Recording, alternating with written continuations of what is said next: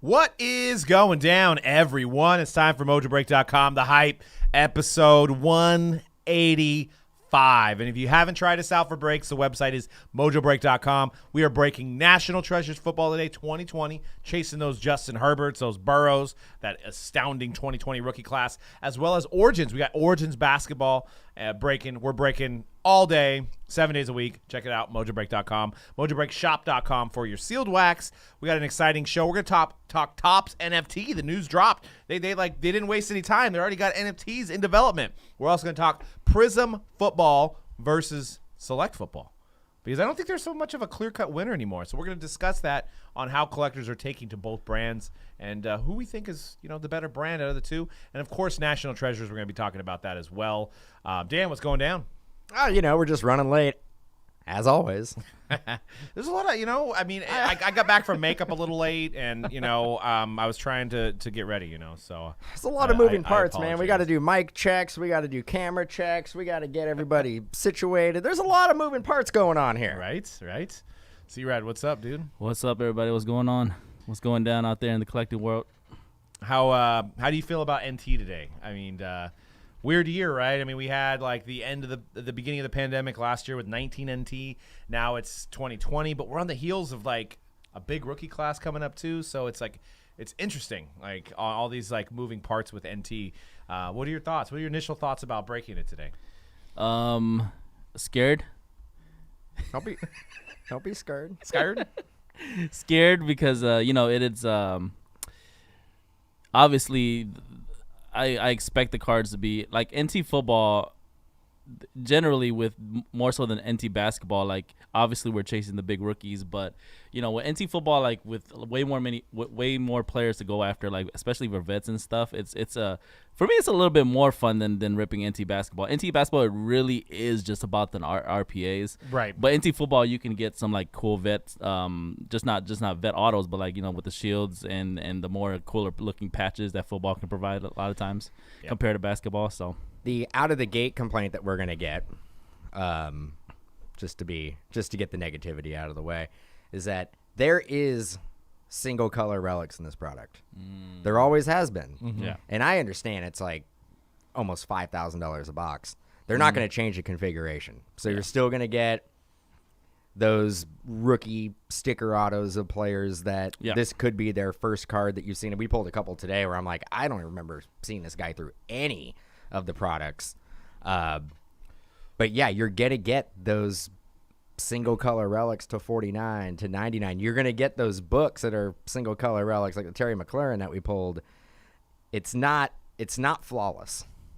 It is a crazy price point, but just know going into it that not every box is going to yield you a $10,000 RPA. Yeah.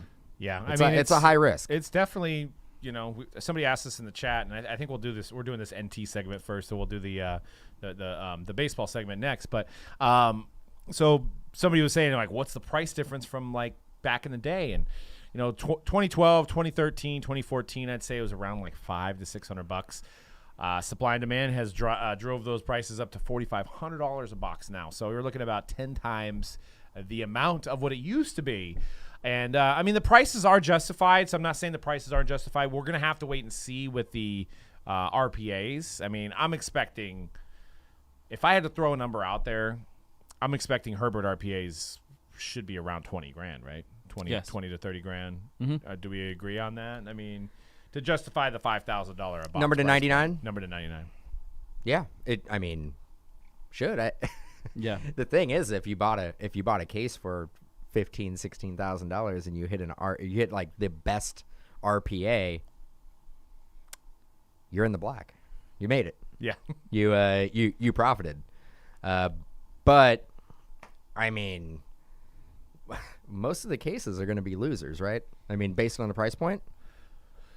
Most of it, yeah. That's it's. Look at I'm just a ray of sunshine for you guys today. But you do have Burrow, right? Burrow should RPA should Burrow pay for the case. Who maybe if somebody wants to tell me, is Burrow? I know I pulled a book, and it was a redemption. Is Burrow live?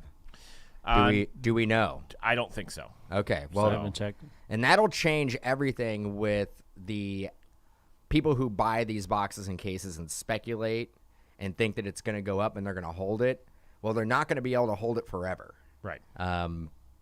Number one pick being a redemption in there. Panini doesn't honor expired redemptions anymore, so you got like a 2-year shelf life, right? Yeah, it seems like it. I mean, I guess the good thing for this year's NT is that he is the only one out of the main guys that we've seen. I know Clyde Edwards-Helaire is a redemption.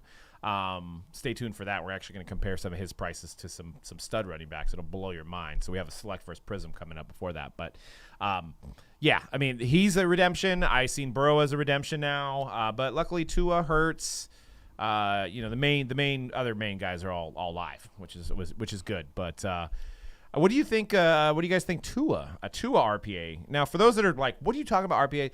Rookie patch auto, number to 99. It's the Justin Herbert image that we see here on the slide. That is the true RPA, and that's what people are hunting after when in terms of rookie autos. The one on the left is a throwback that's not as sought after, and obviously the one on the right there is just a auto. But the most sought after rookie patch auto design is that one in the middle there. And what do we think? What do we think that what do you think the Tua base goes for? I think a Tua RPA is around $8,000, and I think the midnight that we pulled today, the number to 5, that could be like a $10,000 to $12,000 card. Yeah. What is it, number 2? Number to 5. His midnight was number to 5. It was a red. It was a midnight. It was a red. They might have like different variations of the midnight. That is interesting. But it was number 5. I think that's the first year they've done that because it's usually just one number on the midnight. Usually, isn't it numbered to their number? No, it's like to 20 or something before. Yeah, and that was the third RPA in that same box. In the same box? Yeah. Yeah, one box had a Komet RPA, a Tua RPA, and a DJ Dallas. RPA. These are all true, or one of them horizontals? No, the DJ Dallas was the numbered one though. Yeah, it was the green. like the green parallel. So number 2 is jersey number. Yeah. Yep. Okay. And then the Cole Komet was a regular RPA, number to 99, and then the Midnight Black. So that's a good box. Yeah, That's a really good box. Yeah, they're not all going to be like that. Yeah, and but that's a good one. case had a Jerry Jeudy RPA too, so it was like 4 or 5 in that one. That's pretty loaded. And then the second case had a Patrick Mahomes Super Bowl auto. So I mean, overall, NT Day's been pretty dang good. But for us. no true RPA. No true RPA in that case. But you did pull a Jordan Love patch auto. Yes, not an RPA, but Not an RPA. Was that petty on card? And yeah, and there was the a Super Bowl, that foil one. and that in they've added the in in the all same of break that we pulled the Mahomes, there was a redemption for a book auto of Burrow, but no RPA. Yeah. So yeah, in just 2 cases today, it's been pretty solid. So, but we'll have to see. I mean, this is an extreme price point for football. This is basketball territory. Folks say that football customer. There's not as many football customers as there is basketball customers because it's more of an overseas sport with basketball. So we'll see if this holds up. I mean, obviously on the heels of Select is insane. Select keeps going up. Insane. So, but you're getting a lot more cards in Select. So we will have to see. We're going to talk a little bit about baseball and how pitchers have no respect, like Rodney Dangerfield. They have no respect in the hobby. And we're going to flip it to Cody. He's going to talk about these 3 pitchers. And I can't believe some of these prices. Yeah, this is kind of something that I was watching Lucas Giolito and Shane Bieber last night, which was an incredible pitching matchup.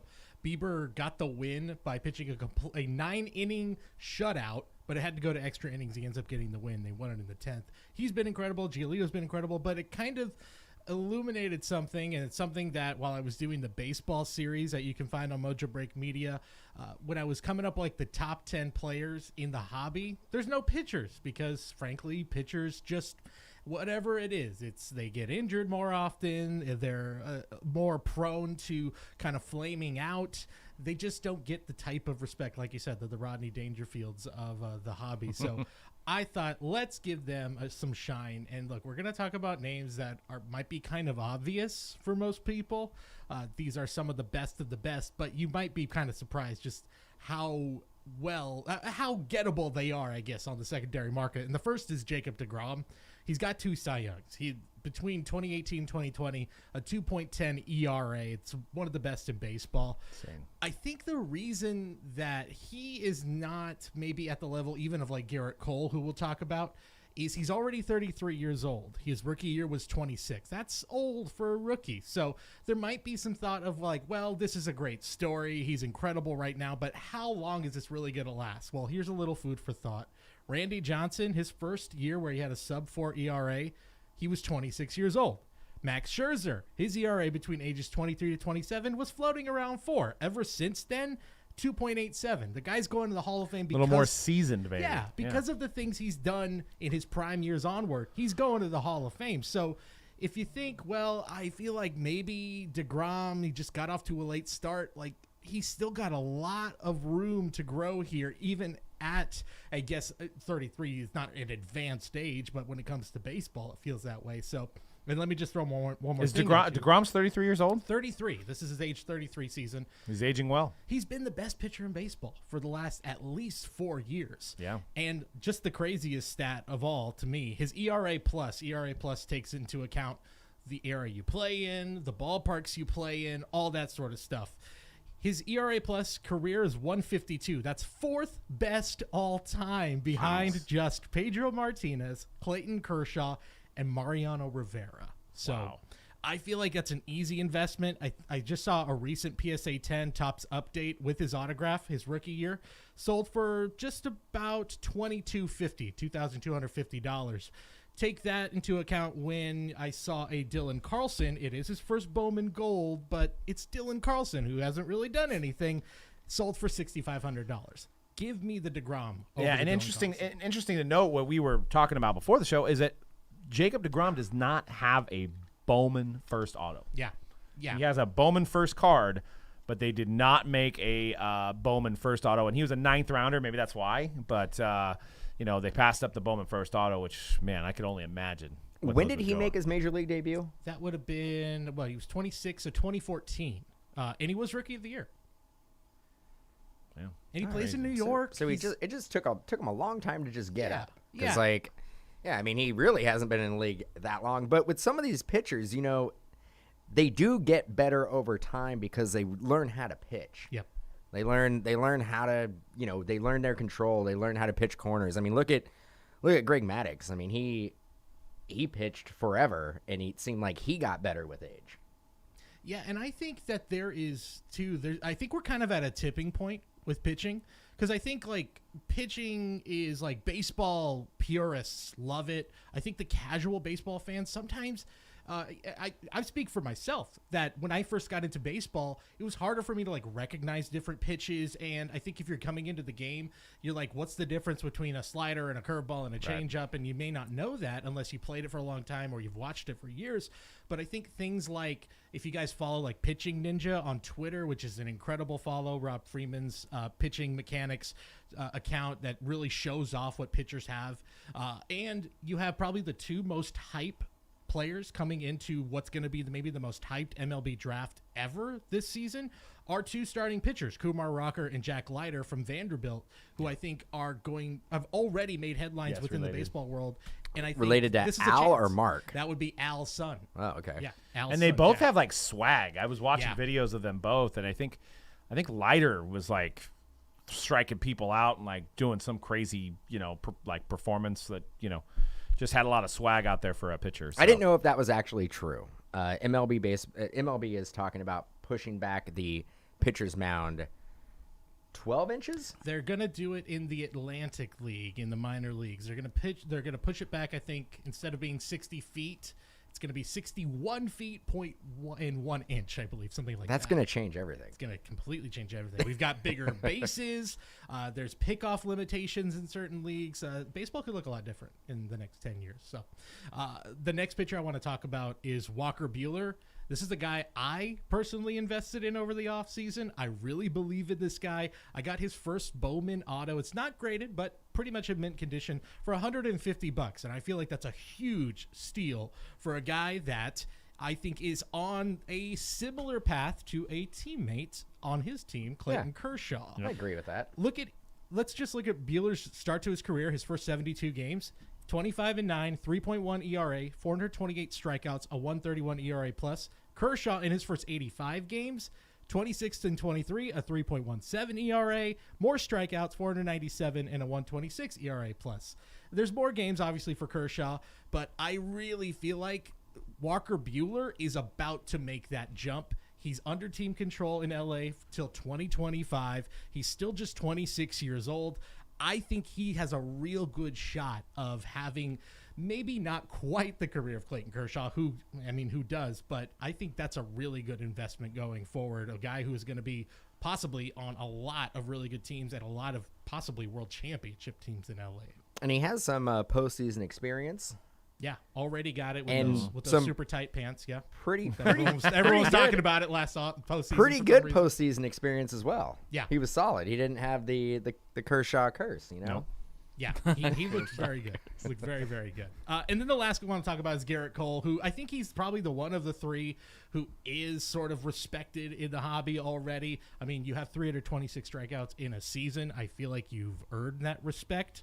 But he plays in New York. I know his first Bowmans are with Pittsburgh, but if you can get a guy who's had already 300 strikeouts in a single season for, under $500 for his first Bowman auto, I feel like that's a steal. I know it's not like it's just $100 or something, but like compared to what a lot of top prospects are going for, give me the Garrett Cole. And even going a little further, just kind of doing research for this, like guys like who are going to be Hall of Famers eventually, Justin Verlander, I think Zach Greinke and CC Sabathia have a very good shot at the Hall of Fame. All those cards are definitely in a place where they are not nearly as expensive as some of these guys who have never even played a single game of baseball in the major league. So let's give some love to the pitchers. I just want to throw it out there. Pitching is fun. Pitching is cool when it's done really well. So let's give a little love to the pitchers. I do really think that come the MLB draft, things are going to change, I think, in the hobby, and people are going to give pitchers respect soon. And I don't necessarily disagree. I think this hobby's forever changing. We never thought that football parallels would sell, and obviously they're front and center now. I mean, is there a chance that the trend could change? I mean, we had Strasburg. I was like, it wasn't that long ago. In 2010, you had Steven Strasburg, and he lit the hobby on fire. And he's the reason why we're here. Right. Yeah. We didn't even talk about Shohei Ohtani. I know he's a hitter, but I think part of the reason he's the best player in the league. Part of his appeal is the fact that he can pitch, and he pitches really well on top of being a great power hitter. So I think that obviously plays into it too. Well, Chris says problems with pitchers in baseball in general is it's patience is not a virtue of the collector, and that makes a lot of sense to me. I mean, you got to wait 5, 6, 7 days before your guy pitches again. Yeah. I mean, if he has a bad outing, then it's like 6 days of like looking at your cards going down, or possibly thinking about selling the card. Especially younger pitchers, if you have a Clayton Kershaw PC, that's different. But like, say you have Devi Garcia and you invested a lot, now he's 0 for 5. He's 0 5. I don't know what his record is now, but let's just say he was. Then I also think it's to what Chris is saying. It's like it also depends on what type of collector you are. It's like, are you a collector who you buy the card, you think there's a lot of value in it, and you're gonna hold it long term anyways, or are you somebody who likes to flip, which is a lot of people nowadays, they like to just do the quick flip. So like, it really depends. So I could see that, nothing surprises me in the hobby anymore. So I could see pitchers becoming a thing, even if for a moment in time, I could see it happening. Yeah, and another side note on baseball, I noticed that Cody tweeted out that he thinks that his favorite play of the year happened yesterday, and is that because of your love for the big man? I love big boys playing baseball. I just love it. Williams Estudio, La Tortuga. Slide into first base, totally ill-advised. You should never do it, and yet it was a thing of beauty. Have you seen that, guys? I haven't seen it. Absolutely wild. He is maybe my favorite baseball player right now. Alejandro Kirk is a close second. I love it. That's why I love baseball. Is that a guy like him can play? Top story: uniquely shaped ball player. Bruh. That's such a nice way to say that. Shaped ball player.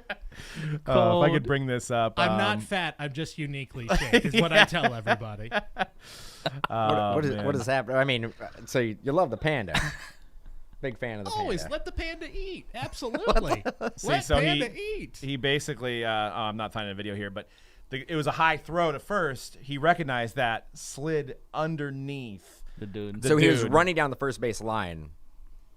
Yes. Okay. Yeah, and the throw came in a little high. Trying to beat out an infield hit. Yep. I like it. Yep. And that could have gone so wrong in so many ways. Imagine that player just falling right on his head, and it's got this. It just could have gone terribly wrong. But I just gotta love him. I just love him. So was much. he was safe then? I'm assuming He was safe. He was Nice. safe. Yeah, it was a beast move. I mean, I won't deny it might be the greatest player of the year so far, but I don't know if it'll hold up an entire year. So here it is. Yeah, so we're watching it on. It was a play at first base, gentlemen. Relax. Yeah, watch. Check this out. Check this out. Check it out. Under him. That was some Matrix stuff right there. I think that was luck.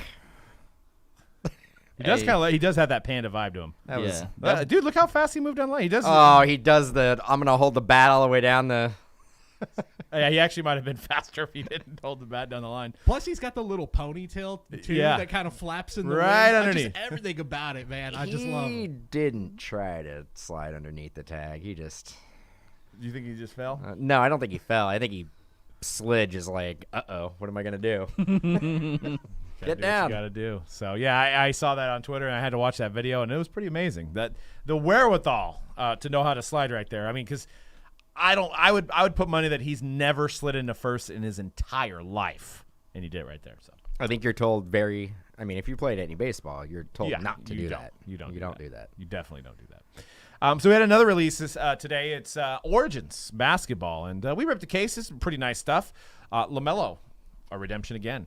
So I think that pretty much all year long, Modelo. That's what I need right now. Modelo ball. We don't drink no Modelo. Now, There you go. Modelo ball, Mellow ball, redemption again in Origins. So I think that pretty much, I think in every actually NBA uniform release this year, he's been a redemption. He was live, I think, only in the collegiate stuff. Am I correct? Yep, Alright. even in Flawless. Well, I mean, flawless regular, he has to be live, right? They don't have redemptions in it. Or he doesn't make the set. I'm hopeful. I mean, I have relayed my fears to collectors on our stream about LaMelo, about the possible if he's gonna sign or not. But I'm hopeful that, you know, with the obviously he injured. I don't know if did he injure his writing hand. I don't know if his writing hand or his not writing hand. Yeah, that's a good point. I'm hoping that because he has some time, he's sitting down now and rehabbing. Like he'll have some time to bust through some of the redemptions that he's been in for the last. I just hope, because we know how LeVar Ball is. You know how much he thinks so highly of himself. I'm sure he thinks very highly of his son, especially with his son possibly winning Rookie of the Year. I just hope it's not a situation where he's like, Panini, we said we'd sign for X amount of dollars. But they now we want 5 times. Well, Lonzo had a good relationship with Panini. Yeah. Mm-hmm. I mean, enough to where they brought him out to the VIP party. And he's still signing for them. Yeah. So, I mean, I think it just has to do with either LaMelo hasn't had time or, he'll just get to it at the end of the season. Yeah. That's a good point. I didn't think about that. So Lonzo was good about signing his autographs, and he still signs for his autographs. And he was at the VIP party. Yeah. Yeah. So I'm thinking, a lot of it. A little bit more hopeful. I also explained to people that because of the pandemic, we didn't get an NBA rookie premiere event, which is where most of these kids are signing a large majority of the first 6 months of products. Yep. So we didn't get that. So that's and then people were like, but every other kid signed, but LaMelo's a top guy. You know what I mean? He's probably gonna be a little bit more busier than Theo Maledon on the Thunder. So right.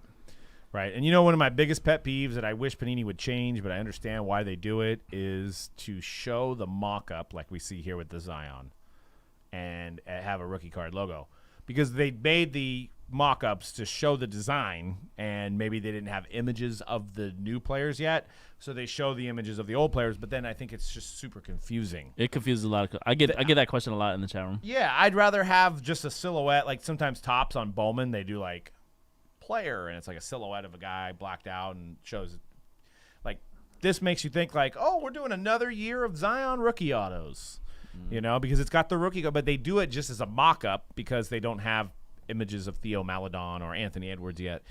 But it's super confusing. And when I'm putting up breaks, I'm looking for images, and I see these images, and I'm like, I can't even use these because people are gonna think that there's Zion. They can possibly get Zion rookies if they buy the Pelicans. Exactly. So they're like, oh, I'll buy, or if you do with football, it's a Kyler Murray. I'm like, if you go on Twitter, and anytime Panini will say, here's the sell sheet for this upcoming release. Like, look at it, check out the mock-ups, and you see that comment every single time.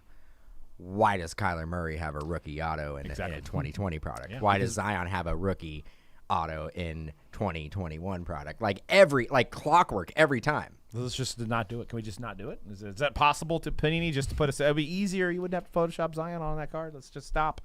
But to break down Origins, it's 12 box case, two hits per box, one guaranteed rookie autograph, whether it be a rookie autograph patch or a rookie autograph card. And you're seeing some vets. I think Dan pulled an Oscar Robertson auto today. So I did. You got some vets in there, and obviously the star-studded rookie class with Mello, Edwards, Wiseman, even though two of the big three have gotten hurt for the year. But we still got that hype. I think we've seen enough that people and collectors are still going after these guys. So check out some more Origins today. We got through 16-17.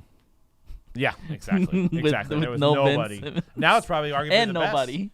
best. 16-17 class, arguably the best now. Yeah, it's one of the better draft classes. I mean, all around you got Jamal. I mean, Jamal Murray's hurt now, but Jamal Murray, Siakam, Simmons, Ingram, a couple more I'm forgetting. Yeah. So, NFT. I feel like we've been talking about NFT every week, and we're going to talk about it some more. It's Topps. You know, we announced, we talked about it last week that Topps basically got bought out. They're going into the digital realm. Well, they wasted no time. They are releasing the NFT digital collectibles of Series 1 on April 20th, 420. Oh, boy. So toke up and get some digital packs. Yo. I don't know. I haven't read anything about this, but this is going to be 420 hot, is not a thing anymore, right? Weed's legal. So you can't really have a day to celebrate it. No, it's like Christmas. It's like Christmas? Okay. Okay, so get in front of your computer, get your bong out, and buy some NFTs. Do we think this is going to mirror Top Shot, where it's going to be when the buying of the packs process? Is it going to be where like you just don't get one? Well, like, Doug, let me tell you something. I have no idea. I think it's going to be tough. I was talking to my friend who's still he just got into Top Shot like a few weeks ago, 3 weeks to a month ago. And he recognizes that the market has dropped like crazy right on Top Shot. The market's correcting itself over there.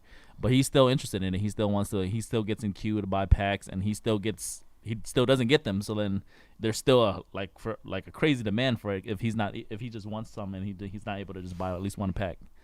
Yeah. Yeah, I mean, I don't think it's not gonna be quite Top Shot out of the gate because it's baseball. We don't know how NFT is going to translate to another category. And these aren't moments, right? These are actual digital cards. Yeah, and because they've had Topps Bunt. There might be some animation to them. They've had Topps Bunt for a while, and how does that work out? Or is there people, waiting in a digital line to get Topps Bunt? That's true. Cards? No, but I mean, there's that whole blockchain technology, and I get it. I get it. Blah, blah, blah. I think on that day, I think it's going to be tough to get packs. Is it going to be sustainable? Who knows? I'm down.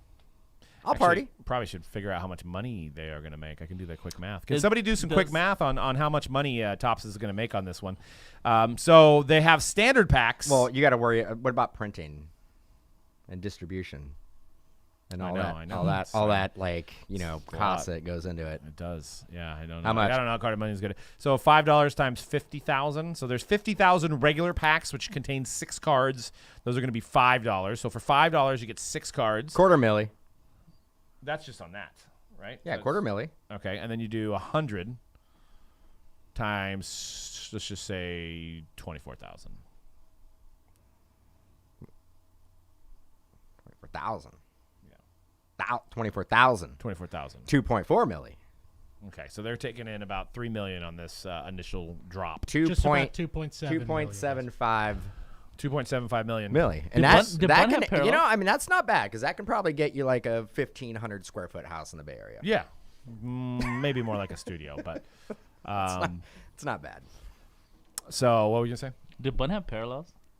Yeah, I believe it did because I remember people selling autos and stuff like that. Now I looked at that, and obviously the price per pack for the standard packs jumps out at you as a really good deal, but the premium packs are where you're going to have an opportunity to get some of the ultra rare parallels. If you actually look at the odds, Yes. there's a lot of the really rare parallels that you don't Only even are have a in there. chance to get in the standard pack. So I know it's $100, but you're getting 56 cards, right?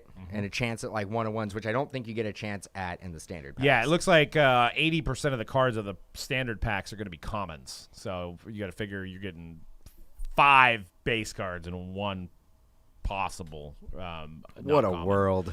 And then Crazy, bro. What a world. it's only 59% of the premium packs. So the premium packs carry 45 cards, Oh, I thought it was 56. 45? 45 cards. So, but you're only 59% of getting a common. That means that on average, 15 to 20 of your cards are not going to be common in the premium pack. So then you have the legendary exclusives, the epic exclusives, and I went on the website, and you can too. It's under Tops, on.wax.io/TopsMLB. Are they going to allow people to trade or sell Yes. sealed packs? I don't know about sealed packs, but they are going to definitely, trading their No, cards. I get that, but I'm like, what if you can just buy, 5-6 packs, hold on to them, and then sell them on the platform? That would be the way to do it.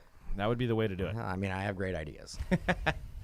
Yeah, so the epic so actually from what I could tell, you can go on there, the numbered cards are only going to be in the premium because the numbered cards are epic exclusive. Those are numbered to 70. I love that. I Um, love the animated borders. the borders look animated. Epic exclusive is numbered to 76, and the legendary exclusive, there's only 1. It's a 1-of-1. Those are only going to be available. The numbered versions are only going to be available in the premium. So 0.04% chance? yes. So you're telling me. So you're telling me I there's don't a chance. like my odds, bro. But here's also the thing. They actually, if you read between the lines on all these numbers, right? Standard packs they just keep making them.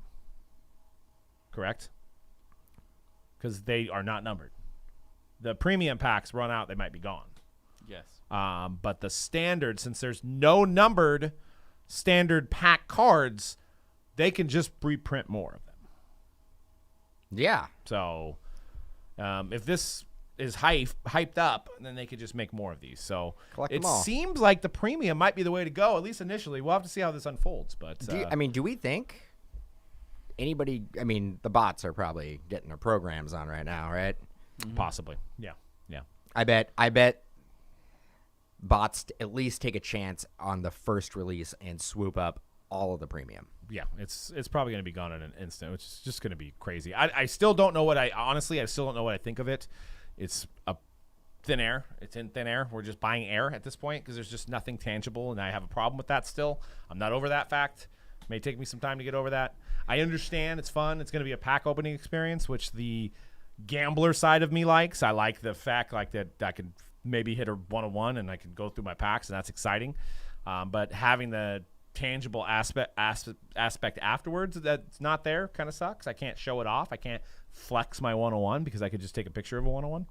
But you have the ownership of that 101. Yeah, the blockchain. I guess you could show it to the people on your app on your phone. Be like, look, check me out, bro. I got a 1-on-1. Yeah, but that's not. We were just The having other this day. conversation the other day. That's kind of weak. Like how I could actually just you know how you That's how somebody walks off with your phone. yeah Oh, you know how people would flex that they'd have those fake bank receipts that would say I had $5 million in my bank account. Like, hey girl, here's my phone number. And you could literally fake these NFTs and be like, I've got all the 1-of-1s. Just take pictures Yeah. and be like, look at all these 1-of-1s, right? I got all the 1-of-1s. I want to know how I can get into the grading NFT market. Oh God. Yeah. I think you just broke the internet right there. I think You're all those stars. They don't spin the right way on that one. That's a 9. PSA is already on it, bro. That's what they're just taking this time to do. Jeez, that's crazy. been working on it for a while. No, I'm trying to think how that would actually work. And it's backed up by so if you're familiar with Top Shot, they are backed up by Dapper. Oh, it is Dapper too. No, this isn't Dapper. This is Oh, Wax. okay. Wax. Okay. Which actually .io. which goes really well with 420. You got Wax on 420. Yep. So you can get really super high on the Topps Wax here. And but you got to create a wallet, I guess, and that's what makes it 100% verifiable. in the cloud, and blockchain ensures your collectible is verifiable and authentic, blah, blah, blah. So that's... Man, I remember having this conversation like 10 years ago, and we were like, man, digital cards are just never going to fly. Well, We're here. we have no idea what we're talking about. We're here. Yeah. Is this going to be the thing? I know you love physical cards, but this could be it. Well, and you... That's what we are. But you know what? You were on to something when you were saying, and I love Amazon Prime, and I love DoorDash, but the immediacy of getting something is what is at play here. People can't wait for C-Rad, myself, or Dan to open up their break. They got to get it right now. They can't wait for shipping. They can't wait for the cards to arrive at their house. They want it now. They want to flip it now. They have to have it now, and that's what this plays to. Is it the immediacy of you buying something on your phone, you having it, your availability to sell, and that's where we're at. Companies like Amazon Prime have turned us into society. And about Zed NFT horse racing. Sounds fun. I know about it. I don't. I haven't tried getting into it. It looks super addicting. It looks like a great time. You breed horses and then you race them. Mm-hmm. I've seen people talk about it. I have a feeling that I'd be late to the party now. No, man, it's never late. It's pretty. I think it might be late, but I think it's super cool. I think it's cool. I'll tell you what, bro. I buy digital cards in a video game. It's called NBA 2K, and they don't bring me any real world value at all. Yeah. But I wanna get like the newest LeBron and KD in there because I can use them in the video game. Yeah, but doesn't it give you like more attributes in the game? Yep, like they always come out with better cards, which makes you want to buy more. If you have like packs. a Fernando Tatis Topps card, it does not make your experience any better. Yeah, but it does hold some monetary real life value though. Well, I mean, based on what? People. Yeah. Like Yeah, like I said, I might get there. New nickname for Dan, Dino Dan. It's your new nickname. I think Dan's heard that one already. Max says, "Let me slab that NFT. We'll do it. We'll do it up. We'll get a grading service going." Well, let's jump into the next segment, the last segment of the show. It is Select. Well, it's a kind of a whole football segment all in one. Select Football, which just came out, versus Prizm Football. And I wanted to get your thoughts. What do you think C-Rad collectors would rather have? Probably Select. That's my initial thought, too. I feel like Probably Select. whoa. What? I am a Prizm guy. happened? So am I. If we're talking What about my happened? opinion, like which one I like more, I like Prizm more. I have always liked Prizm more. we're talking only in terms of football. But I think the general football collector has always, and still, they prefer Select a little bit more. Even before, when Prizm wasn't popular, Select was popular, remember? Yep. Yep. Prizm, man, that's your daddy's rookie card. Yeah. I prefer Prizm.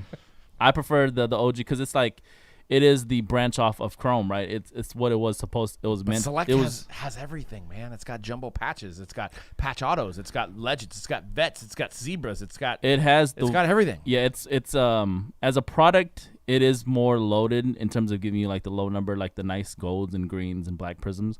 Like it gives you that way more often than Prizm does, right? But now, like for me personally, like Prizm is even better now because they have the color blast. Now that I think that pushes it over the edge over Select, in my opinion. But I think most people prefer Select over Prizm, even right now. I was a guy that would say, Prizm is king when it comes to football, but I think Select just like hopped over it, man. I think Select is, in terms of shiny rookie cards, Select is king for football. Mm-hmm. Dan says no. Let's hear why. I already told you. Prizm. That's your daddy's rookie right there. It's Barely. old school. Barely. It's Yeah. old school. Prizm is what Topps Chrome used to be when you look at basketball and you look at football, and not necessarily baseball because they still have Topps Chrome, but it's the true rookie. Mm-hmm. I think Select is great, but I think it actually has too much flash. There's too many silvers. There's too many and they colors. added a There's new too level much- this year. There's too much going on Where Prizm, you know exactly what you're getting. You get a silver, you're like, these silvers are really hard to get. You get a silver in Select, you're going to see 10 more in the same box. Mm-hmm. So I go Prizm. Plus, I'm old school. the levels can get confusing for collectors. Yeah. Like they don't know which level dude, they have. I like the levels. I don't even know. I got to look at the back of the card. I know I the don't field even level. know. The other ones are a little bit harder to tell, but yeah. The left side there is the field level too. Field level, which is the one you want if you're a football collector. That's the one you want. The one that you see on the left side. That's the field level. The fourth level, it's the hardest one to get out of all the 4 levels. Yeah, I mean, I think breaking it too, I tend to lean towards enjoying opening Select Because there's a more. variety for you. And you kind of never know what's going to come, right? Yeah. You could have patch autos, you could have a gold, you could have the zebra, you could have the XR. I mean, that's the other element I think to me too is the XRCs. We're seeing QB1, which could or could not be Trevor Lawrence. I'd say it's a 99.5% chance of it being Trevor Lawrence. We're seeing those go for like $2,000. I mean, that's insane. So that's another element. That's like, awesome. You got 2 rookie classes in a sense combined, especially when you have a clear-cut number 1 like we have this year. We know it's probably Trevor Lawrence. Yep. So people that are wanting to collect Trevor Lawrence, maybe Jaguar His fans, first Prizm card, technically, right? they're scooping those up, and I think that's a difference maker. So we're gonna look at some of the prices. Well, you guys are new school. I'm old school. You're old school. So we had a recent Tua red, white, and blue, which I believe is numbered to 199 on that one. The club level is numbered to 99. Any other level is 199. Gotcha. And there we go with that whole confusing thing again. Like, why? Why do that? Yeah. So every tricolor is 199 except the club level. Except for the club level. Yeah. Cool. Yeah. Cool. Yeah. Yeah, keep on buying that Select. Are you confused yet? Do you even know what's going on? Wait, say it again. No. But we know cracked dice though. That's always 99 on Prizm. So, I mean, here at 2 cards that are numbered to 99, the Prizm almost doubles it, so not quite there on that parallel.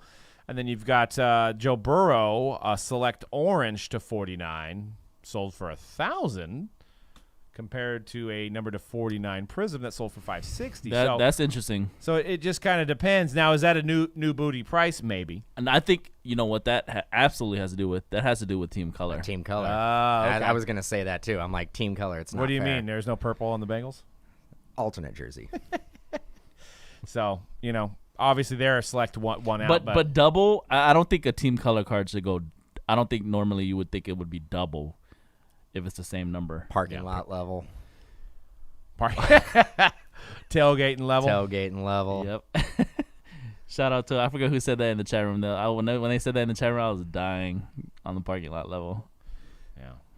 Yeah, I have seen that person say it on IG before. I have seen that inside joke. Let's go move on to the next statement, the next segment, and it's just kind of mind-boggling to me, and it kind of goes along with what we talked about earlier. A pitcher's worth buying. But what about running backs and wide receivers?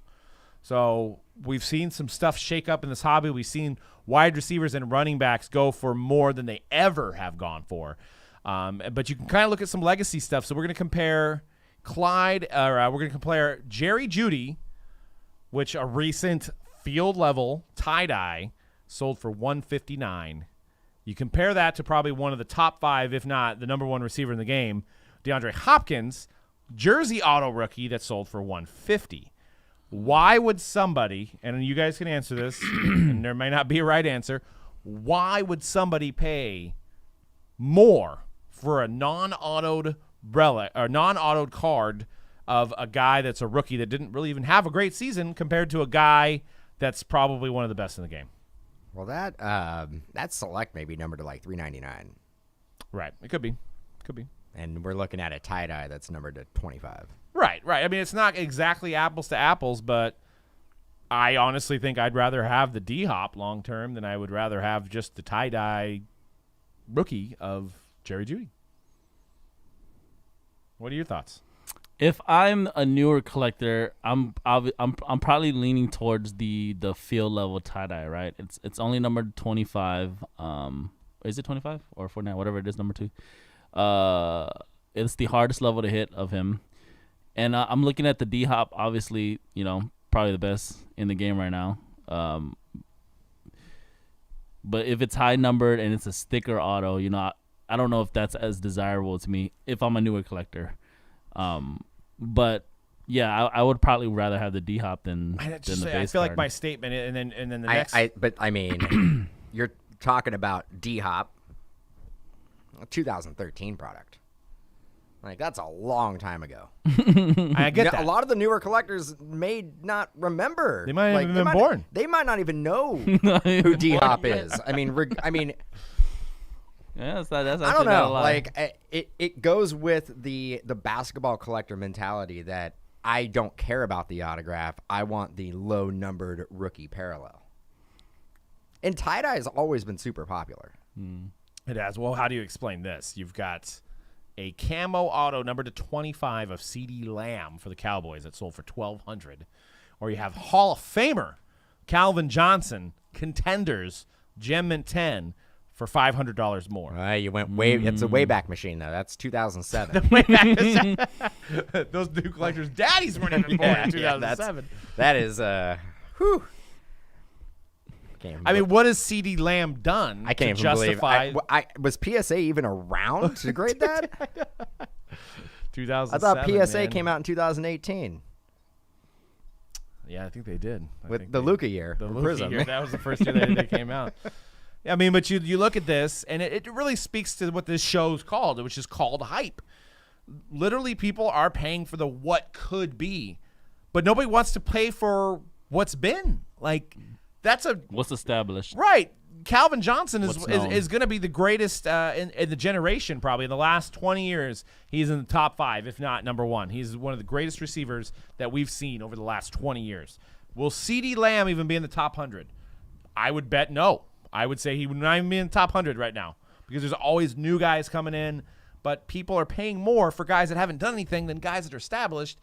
It doesn't make sense to me. It doesn't make sense to me at all. And then you go to Yeah, that one I don't get. I would rather have the Calvin Johnson. Yeah, and then you go to this Clyde Edwards-Helaire gold auto that sold for, I mean, it was best offer. Maybe it was a really good offer.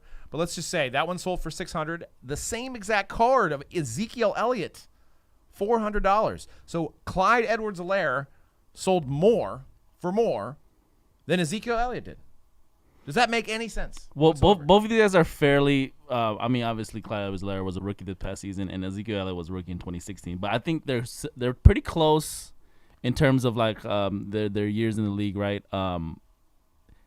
It all comes down to the fact that probably people are more hyped that Clyde Edwards plays with Patty Mahomes. Yeah, I was gonna say that too. I mean, I know you're big on Dak Prescott, but you got to. I mean, you look at that and go, okay. He's a sidekick to Pat Mahomes. If I'm going to invest in one of these, and if they win multiple Super Bowls, Clyde Edwards-Helaire is probably going to be a better investment. Is Elliott close to winning a Super Bowl? Not as close as Kansas City, but that blows my mind because if one of those running backs on my team, I would take Elliott on my team every day of the week over Clyde Edwards-Helaire. Yeah. I mean, it's crazy. I mean, you look at so Michael Thomas, probably we can arguably say is probably top 5 in the game right now. Michael Thomas for the Saints. I mean, he's going to get a new quarterback this year, right? But you probably look at his stuff, which was he 2016? He had a tough year though. His cards probably are a lot cheaper. Yeah, I mean, you can get a silver prism of Michael Thomas for $140. You can get a ridiculous patch auto rookie for $100 of Michael Thomas. But that's when all rookies were silvers. Yeah, no, not for Prism. I don't think For 16, yeah. No, Select. I'm sorry, not for Select. yeah. It was a Select. Select base card for $12 of Michael Thomas. But people are going to pay triple to quadruple that for Jerry Jeudy, for C.D. Lamb. So I guess it's the what if. But it never pans out. They never go up. I don't know why people still buy wide receivers and running backs. I mean, like, if you look at the history, now the only X factor that we can say is there just more collectors now? I think we've came to the conclusion that that's true, right? That there is absolutely more collectors now that buy stuff. But why aren't they buying the D-Hop? Right. Yeah, because even if the Jeudy goes up because there's more collectors, well, so should the D-Hop cards and the Calvin Johnson cards because there's more collectors out there. Yeah, I just think that's probably does the new collectors. They just don't like you just said, like they don't really look back as much. They're into what they think is gonna happen hot now. We've seen this, like we've done this show since 2017, 2016, and we've talked about this even before this hobby blew up even more, like how it is now, where people were paying. Remember, I feel like we had this conversation with like for somebody like Ezekiel Elliott. We probably had it last week. Yeah. Or that guy that was on the Chiefs in 2017 that was more hyped up than Mahomes, the running back that's on the Browns now. Kareem Hunt, right? We were talking about like, why are people paying so much for Kareem Hunt when Barry Sanders goes for this much? Oh, well, and we actually compared it to in that like Le'Veon Bell at one point was like, Le'Veon Bell was the one you like compared that to. He was the best running back in the league, and his cards were dirt cheap, and you couldn't even say, oh, well, he plays for Pittsburgh. Pittsburgh players sell well. Yeah, they do. Here's going to be an astounding stat. Keep talking about that. I'm going to bring this up here. I want to actually compare because we've Contenders just came out. We can kind of compare older data with Contenders. So I want to see what a Clyde Edwards-Helaire Contenders auto sells for. Oh my God, that's a printing plate though. And he's a redemption. He may not sign. He might be like LaMelo Ball up in this piece. Or versus Julio Jones. Right. So can't find one. Looks like it's around $200 for Clyde Edwards-Helaire Contenders compared to Adrian Peterson, who sells for about $400. So, wow.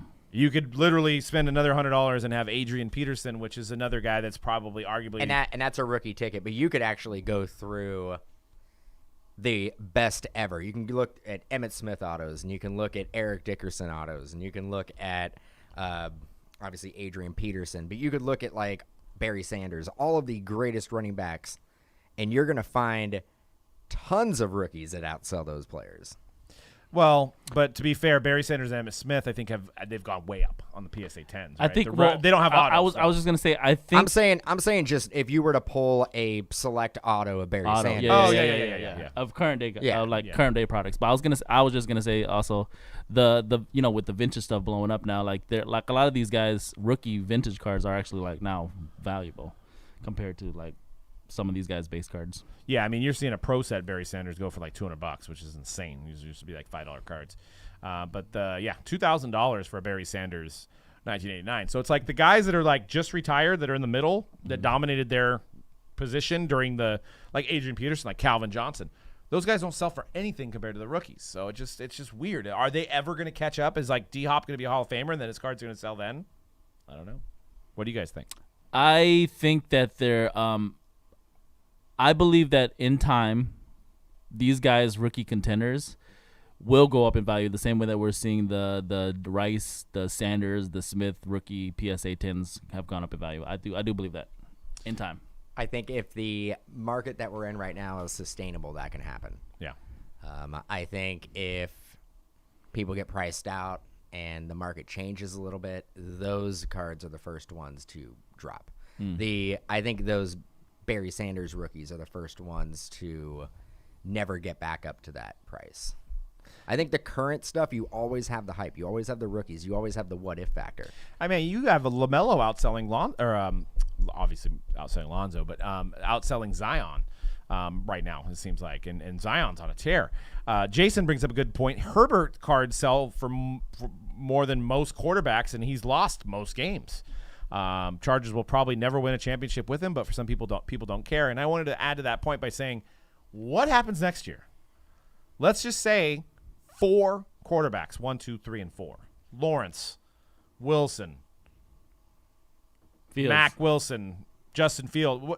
We potentially could have 5 or 6 quarterbacks in the first round. Oh, we're gonna be doing PYTs of half a box. Yeah, it's gonna be 1 pack breaks. Yeah, 1 pack breaks. 1 pack. We got allocated 14 packs total. So that's basically what, 1 box and 4 loose packs. But I'm saying, what does that do? What does that do for Herbert?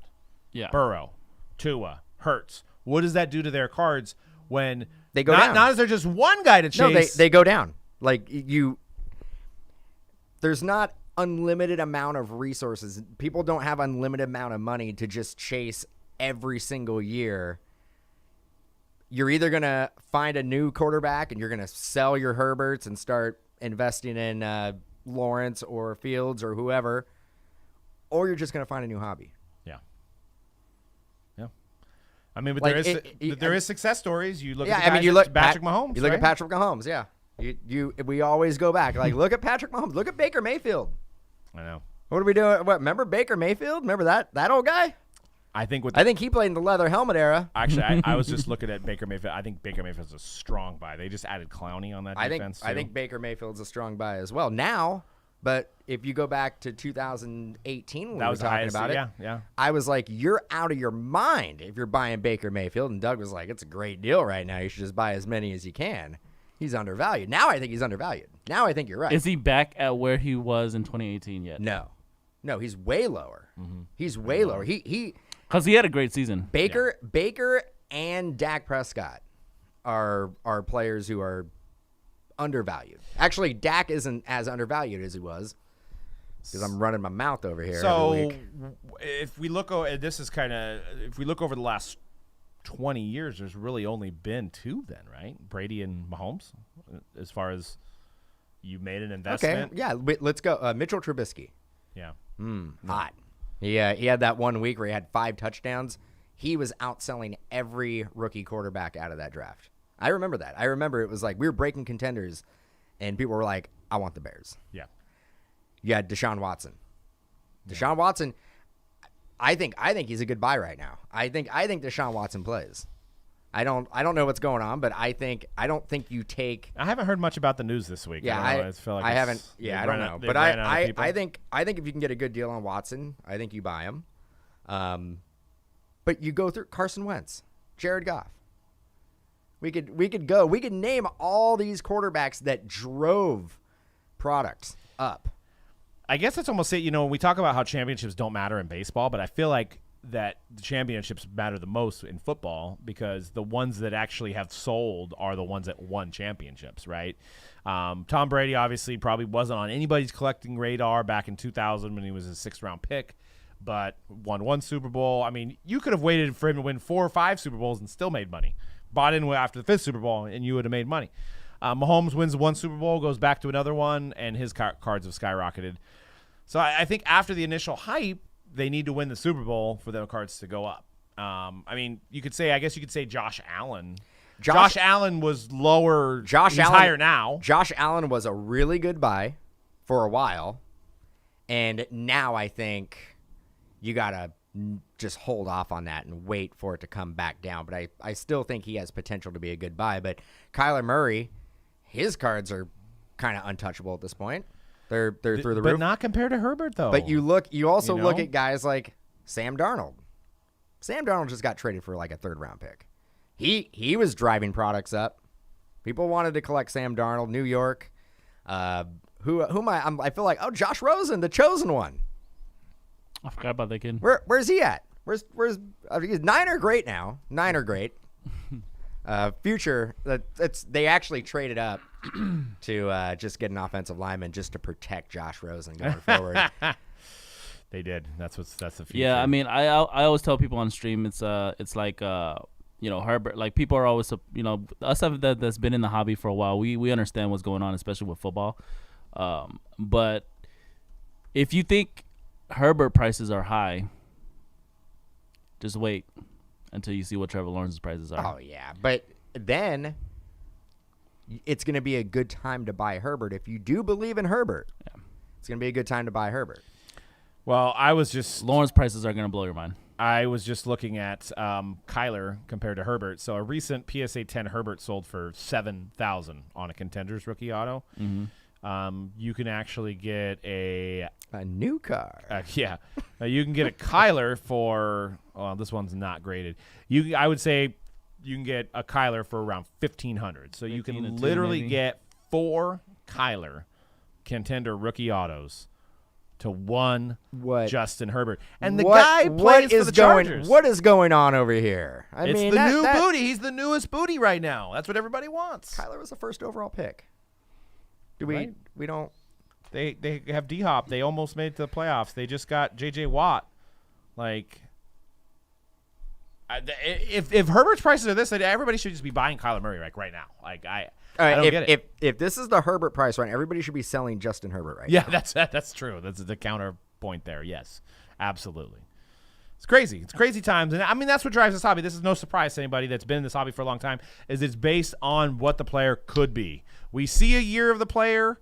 We've already seen enough. We're moving on to the next year. We don't care about him anymore unless he's going to win a Super Bowl. And that's basically what it is in a gist. But that's what we live, breathe every day. In football, every year we have this discussion. There's so many good buys in football, especially during the off season. Yeah, because there's a lot that happens during the season, right? Yeah, There's a lot of potential during the season. Right now is a perfect time if you're not focusing on the 2020 rookie class and you're not prospecting yet in the 2021 rookie class, you can get some really good deals out there. You can go back in 19, 18, and 17, and you can get some steals. Oh, yeah. I mean, look at the night. Not only Kyler, Daniel Jones. I mean, he'd be worth taking for a couple $100, getting a Danny Dimes, Drew Lock. I mean, you could buy all these underpriced quarterbacks, and I guarantee you one of them will mature in value this year based on this year. At some point. Yeah. I mean, if you buy like 8 guys, you might be 4 for 8, or, you might be 1 for 8, but you might pay – that one guy might pay for all of the other 8 that you bought, right? So it's definitely crazy when it comes down to it. So, I can't believe that is what a Herbert Contenders auto is going for. It does say low pop on there. There's a number to 49 that's sold for $14,000. Well, compare it to Patty.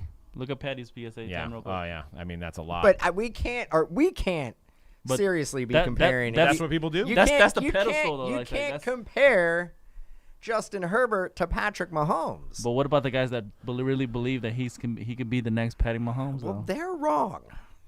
Could be. Yeah, look, 90,000. 60,000. That's the ceiling. Just got a That's 90. the ceiling. Got a 90,000 burger burning a hole in your pocket. That's the ceiling. But look at that, 45,000. Like, look at the jump. That's a 9 though. That's a 9.5. That's a 9.5. Well, that's your. But a 10 is a 90, a PSA 10. Yeah. That's a 9.5 right there. Which the Herbert was 7,500 for the PSA 10. Mm-hmm. So yeah, it's like what, 4 or 5 times more, 4 or 5 times less the Patrick Mahomes price. That's a pie in the sky right there. So you can make you could have 5 Justin Herberts to 1 Patrick Mahomes. So and you could buy 90 Kyler Murrays. You could probably buy 180 Danny Dimes too. And you can buy every Josh Rosen card ever made. Yeah, you can buy you buy Josh Rosen. Come to your house. Or you can buy Doug and myself's Sean Mannion collection. Yeah, there you go. I'll drive it to you, too. Herbert is hand delivered. Herbert is closer to Mannion than Mahomes, so you're saying there's a chance. Oh, man. Yeah. The Hype podcast should be every day. Hey, maybe sometime in the future. But, yeah. But, yep, that is it for today's show. It was a great show talking about Prizm versus Select. Comment below. What do you like better when it comes to football cards? Are you more of a Prizm guy or are you more of a Select guy or gal, I guess? So comment below on the comments here on Mojobreak Media. Make sure you subscribe on our Mojobreak Media channel. We got another break room episode coming soon. Guy played for the A's. Yeah, and, baby. He'll be opening some cards. It should be a really fun segment with Cody. So that'll be dropping probably next week sometime. And then we got next week's Hype 186. And as far as breaks, NT all day. We got Tribute all day. We've got Select all day. I mean, we still got Contenders Optic too. Contenders Optic, Black Diamond Hockey. I mean, there's so much product. I mean, I can't even get through the room. It's a lot that it's in. I don't. So. Yeah, I don't know. Yep. I don't know. I don't. There's a lot. There's a lot. There's a lot. And there's more coming, I think. Yeah. That's you might have to take some home, run out of space. All right, guys. We'll see you guys next week on The Hype. Peace.